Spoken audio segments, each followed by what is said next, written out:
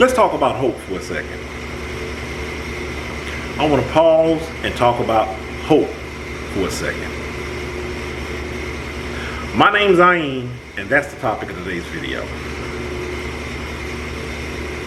The reason why I want to pause and talk about this for a moment. Recently, an incident came about to where I was talking to a family member. The family was going through something, and they made the comment, I'm still going to hope about the situation. And I'm thinking to myself, for what? It sounds hopeless.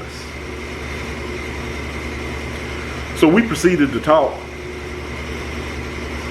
and they were giving me the reasons. Well, they weren't really giving me reasons why they were hoping up on something. They just kind of kept restating that statement. Well, I still want to hope with it. And as we started to go down this rabbit hole, I just thought it was something that I should take time out to discuss. My viewpoint on it was, although I thought that it was hopeless in that instance, it wasn't necessarily as negative as what I was stating, or as hopeless as I was stating. Let me explain. But before I explain that, we need to look at what hope is, because I think some people have it misconstrued. And then we're going to come back to what I'm talking about. When you hope about something, you do realize, I'm talking about when you hope about something, you do realize that it takes some initiative from your part. I really hope that you're not just hoping about things that you're not working towards at all. Because see, when you hope on things in regards to something that you're not working about or working towards, I look at those as just passing moments that you're just saying something and you really don't mean it. To me, it's like me walking down the street. I'm seeing a car that's broke down. People are really having a hard time with this tire, trying to get this tire on me, and I'm like, I hope they get it worked out, and I keep on walking. I put about as much effort into really hoping that they got that tire fixed as I did in the words that crossed my mouth or the thought that passed my mind, because I kept on walking. Now, I'm pretty sure since they're working at it, eventually they'll get the situation resolved. But me hoping about it did nothing for them. Now, if I really hope that they got their tire working, maybe I would take time out, go over there and assist them, because I see that they're really having a hard time. But there's really no reason in me hoping that they get the tire fixed, because it makes me know never mind one way or the other, because I'm still walking. I just hope that when I come back, I don't still see them stranded there on the side of the road, junking up the street. Right? Do you get what I'm saying with this? Hope for your part requires initiative. It does nothing for me if I'm surrounded by people that just hopes that Ayin does the best and I'm taking no initiative. Hope is up to the individual that's hoping for it.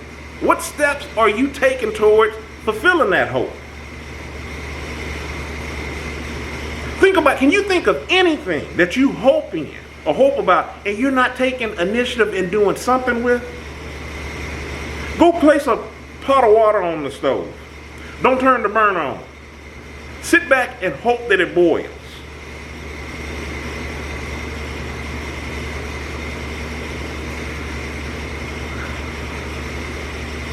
I'm going to go back to the example at the beginning of this video of talking to the individual that had hope in the situation and me saying that I thought that it was hopeless. The reason why that I was saying that I thought that it was hopeless was because I wasn't seeing any initiative from what we were talking about.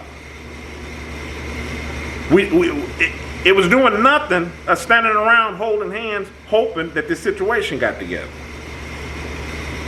It seemed hopeless from what I saw. Now, with me saying that it seemed hopeless, does it have to remain being hopeless? No. Do something different. Let me know what I should be hoping for. I could be hoping for something you don't even want. That's what's hopeless. Think about it.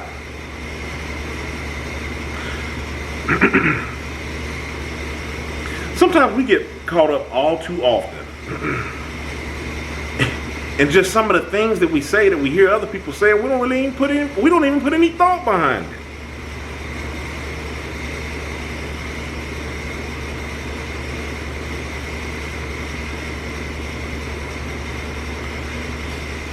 I just wanted to take time out to talk about that, because all too often, I really want to kind of dive back into it. All too often, what you have is when you have people that stand around and they're hoping for something, and it can even be a good thing that they really are having the best intentions for whatever they're hoping for, but it's really futile because what they're hoping in or hoping for, there's no steps being made towards it. So therefore, you're just wasting energy. And see, that can become stressful. You putting hope into something or someone or some situation that is out of your control, and it's not showing any signs of trying to initiate or move in a better way, it can make you become hopeless. That's the point of what I'm talking about with this video. What steps, what initiation are you taking in keeping hope alive? Is it even something that you should be hoping about? I'm looking at hope as a goal. It can be long term, it can be short term. But it's a goal. It's something that you're working towards. I hope to achieve my goals that I'm working towards, both short term and long term. Why are you hoping to achieve your goals? Why are you even hoping at all in regards to that? I'm hoping that I can keep my energy up to keep doing what I'm doing. I'm hoping that I maybe even hit it harder. That's what I'm hoping towards. I'm hoping I can keep my momentum going. I hope I can keep that up. I hope I can keep my circle healthy. I hope I can keep things out of my circle that drive away my time and my energy from doing what I'm trying to do. That's what I hope to accomplish. The last thing that I want to be is hopeless.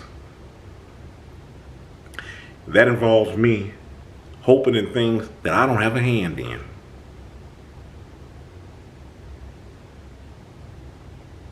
That I'm not actively pursuing or working towards. Think about it. If you're looking for something,